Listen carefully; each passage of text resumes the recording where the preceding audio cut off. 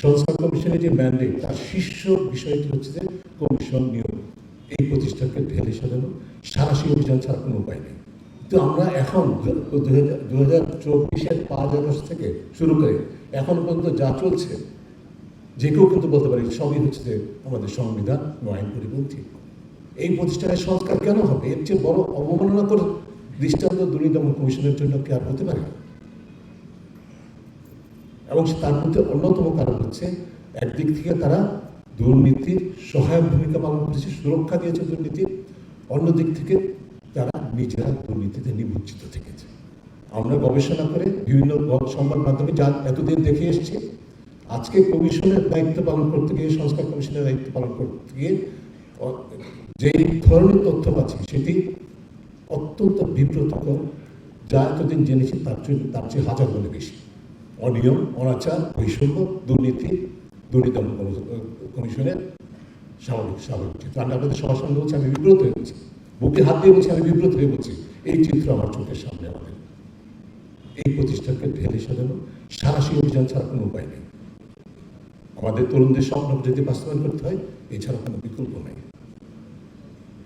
এমন একটা পরিস্থিতি আমরা কথা বলছি যখন দুর্নীতি দমন কমিশন নেই, কারণ 3 জন কমিশনার পদত্যাগ করেছে। পদত্যাগ করতে বলা হয়েছে, তাই তারা পদত্যাগ করেছে। হয়তো যৌক্তিকভাবে পদত্যাগ করতে বলা হয়েছিল, যৌক্তিকভাবে পদত্যাগ করেছে, কারণ তারা অকার্যকর ছিল। আমরাও চেয়েছি এই কমিশনের কাজ চলবে না, কিন্তু এমন একটা সময় হয়েছে যেটা কিন্তু অত্যন্ত একটা ডিলেমার মধ্যে আমাকে একটা উভয় সংকটে ফেলে দিয়েছে। সানবিট সব দিবে সামাল।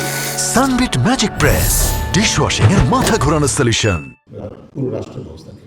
তার কারণ হচ্ছে যে দুদক এমন একটি প্রতিষ্ঠান যেখানে কোনো সিদ্ধান্ত হয় না কমিশন ছাড়া। 1 মাসের বেশি হয়েছে কমিশনের কোনো সিদ্ধান্ত নেই। যাদেরকে দুর্নীতির জন্য, কর্তৃত্ববাদী সরকারের সময় দুর্নীতির জন্য জবাব দিতে আয়াত করার কথা, তাদের সঙ্গে কোনো সিদ্ধান্ত দুদক নিতে পারছে না, আইনগতভাবে পাচ্ছে না। শুধু যে বিষয়গুলি চলমান ছিল সেগুলো চলছে, তাও স্থগিতভাবে চলছে। কমিশন কাজে আমার দুদক ইমিডিয়েটলি গঠন করার কথা করতে হবে আইনগতভাবে। অন্যদিকে চিন্তা করে দেখুন, সংস্কার কমিশন কাজ করছে, তার যে ম্যান্ডেট, সংস্কার কমিশনের যে ম্যান্ডেট তার শীর্ষ বিষয়টি হচ্ছে যে কমিশন নিয়োগ। এখন কমিশন নিয়োগ সম্পর্কে সংস্কার কমিশন যেই প্রস্তাবনা দেবে, পরামর্শ দেবে, তার সাথে নতুন যে কমিশন নিযুক্ত হবে তার সাথে যদি সামঞ্জস্যপূর্ণ না হয়, তাহলে কি আমরা সেই একই putting the cart before the horse, একই চক্রে আমরা আবদ্ধ হয়ে যাব? এই যে ডিলেমা, এই ডিলেমার সমাধান কিন্তু সরকারকে করতেই হবে। কারণ এই পরিস্থিতি সৃষ্টি হয়েছে সরকারের উদ্যোগে, সরকারকে করতে হবে। সেটার জন্য কোন পথটা গ্রহণ করবে সরকার, সেটা সরকার সিদ্ধান্ত নেবে।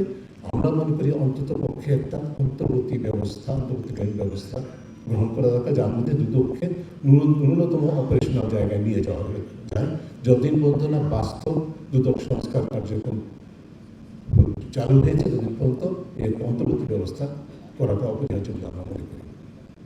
সেটা যদি এমন একটা অবস্থা সৃষ্টি না হয় যাতে আমরা আবার একই চক্রে আবদ্ধ হয়ে না পড়ি, 5 বছরের জন্য জিম্মি হয়ে না থাকি। কারণ আইনগতভাবে এখন আমরা তো আইনের কথা বলি, আমি অন্তর্বর্তী ব্যবস্থার কথা বলছি, আপনারা বলবেন যে এটা তো আইনের সাথে অসামঞ্জস্যপূর্ণ হবে। তো আমরা এখন 2024-এর 5 আগস্ট থেকে শুরু করে এখন পর্যন্ত যা চলছে, যে কেউ কিন্তু বলতে পারে সবই হচ্ছে যে আমাদের সংবিধান ও আইন পরিপন্থী। But there is something call doctrine of necessity, যেই কারণে এভরিথিং ইজ ভ্যালিড।